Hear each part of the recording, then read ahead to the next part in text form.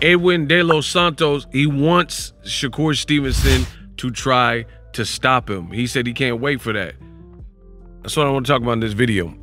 What up, Fight World? It's your boy Ego, and I'm back with some more boxing. Now, I'm looking forward to this fight on Thursday. I can't even hold you. Shakur Stevenson, very talented southpaw fighter, Olympian. You know, we all backed him in the States, in America, to try to achieve gold. Didn't necessarily do that, but he still acquitted himself well. Now he's getting ready to fight Edwin De Los Santos. Now, for me, on paper, this is probably, all things considered, the toughest fight on Shakur Stevenson's current resume.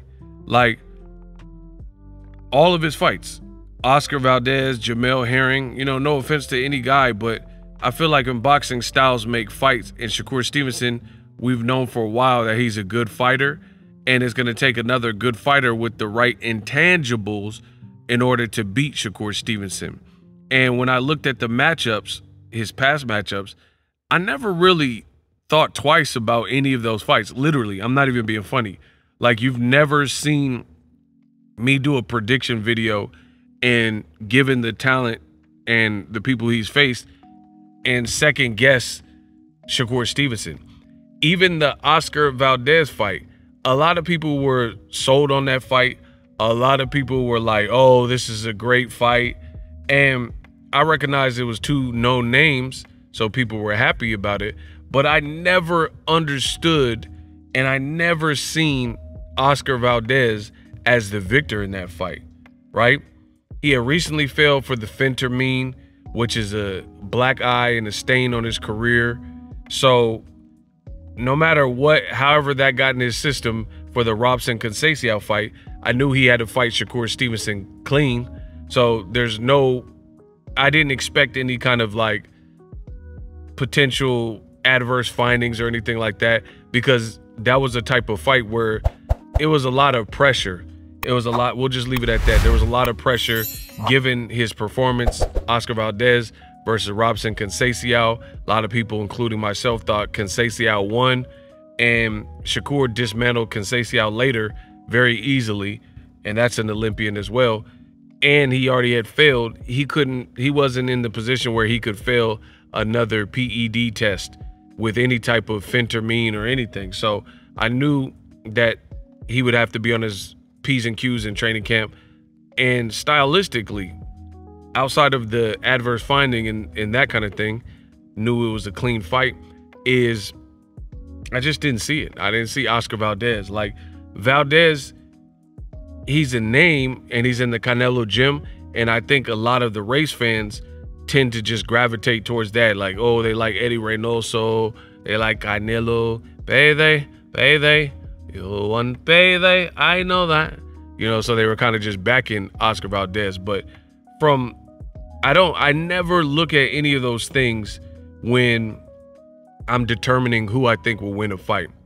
Crawford versus Spence, I never look at anything personal, I don't really even look at what they say.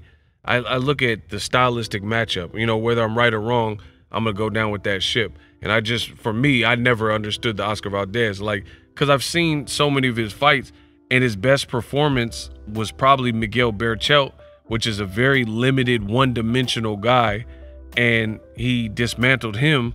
But this is also after Berchelt had contracted COVID and different things like that.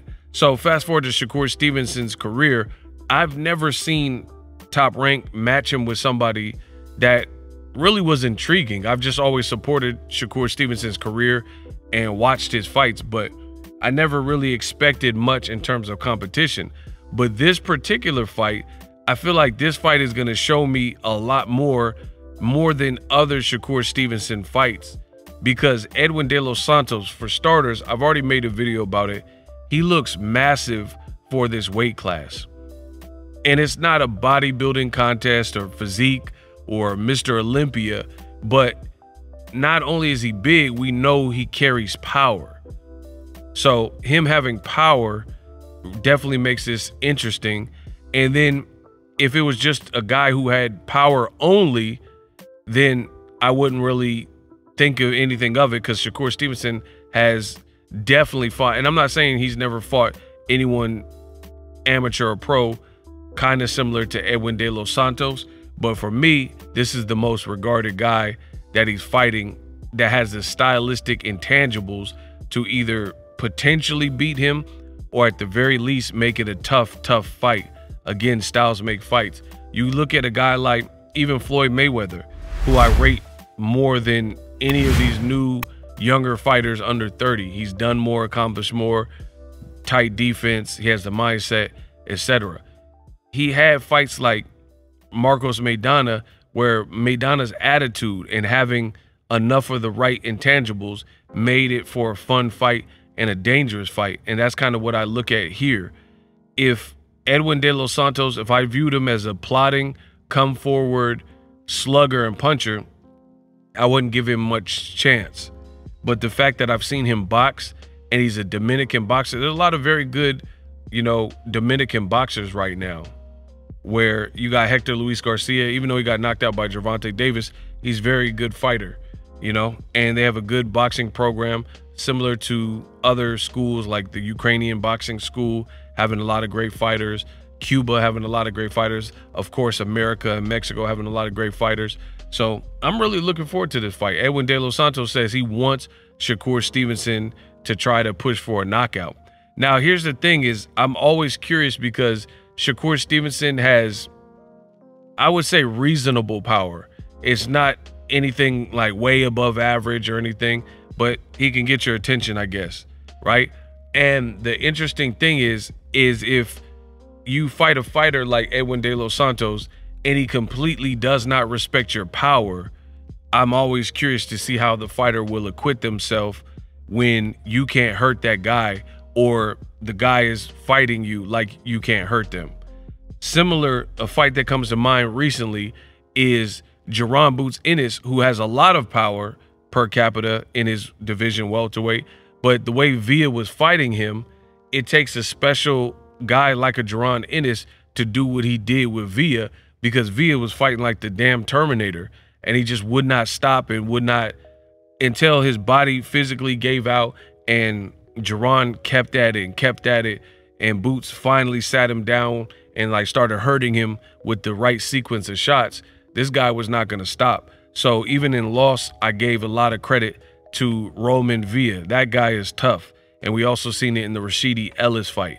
You give me two good looks at a person, pause, two good fights like the Rashidi Ellis and Boots in his fight, I could tell you, win, lose, or draw, I could tell you if that person can fight. So I've seen Edwin De Los Santos, and barring some controversy, you know, on paper, this is looking like it's going to be a tough fight. If Shakur Stevenson happens to go out there and make it look like a cinch and make it look easy, then I may have underestimated. And I'm not saying I underestimated. I know he's a great fighter. But if he makes it look like that was easy work, like some of his other fights, like Oscar Valdez, where he made it look really easy, and Robson Conceição and the guy, the Yoshi dude that he just fought, then I'm going to give Shakur a lot of props, because on paper, this should be some challenges in this particular fight. So I can't wait for it. I love fights like this, boxer puncher style fights with cerebral guys like Shakur Stevenson. These are the fights that really show me the temperament and the mentality of a fighter, because there could be moments where Shakur Stevenson has to bite down or potentially get surprised by the opponent. And what I'm seeing from Edwin De Los Santos, he looks in shape. He looks, I mean, he weighed in, but he almost looks too big for the division. I don't know how he's making the weight, but he looked pretty crispy at the media day. Great fight. I will definitely be in touch. Make sure you guys let me know your predictions below. Subscribe to the channel. It is free. I am the best in the business, and I'm out. Introducing Super Thanks. Right here on the official Boxingego YouTube. Super Thanks allows you, the viewers, to show a little bit of extra gratitude, which enables me as a full-time content creator to push out the content you need in the world of boxing. Underneath all the videos, you will see a heart with the $sign in it. You can enter any amount that you find suitable as a super thanks. A brand new, interactive, and colorful way to get your comments highlighted and noticed by not only myself, but other people on the YouTube platform. Super thanks, a unique and cool way to show and applaud us full-time content creators. Hopefully you guys enjoy the content. Super thanks. The future is now. The Hibernation 5s by Kenichi Bear. Hybrid gaming and lifestyle headphones. Out of the box, you can connect to any console or PC. Bluetooth ready with a low latency USB adapter, color RGB, and extreme bass mode. The Hibernation 5s adjust to you. Whether you need a gaming, travel, gym, or lifestyle headphones, the Hibernations got you covered. The new Hibernation 5s, link in the description. Customize the way you hear the world. Welcome to the nation. Are you tired of your YouTube videos not getting any views? Well, consider TubeBuddy. I've used TubeBuddy for years to scale up my YouTube channel. Now we're sitting over 200,000 subscribers. TubeBuddy is a browser extension that offers a ton of built-in productivity and time-saving services to take your channel to the next level. Use my link in the description to get started with TubeBuddy and level up your channel faster. We working.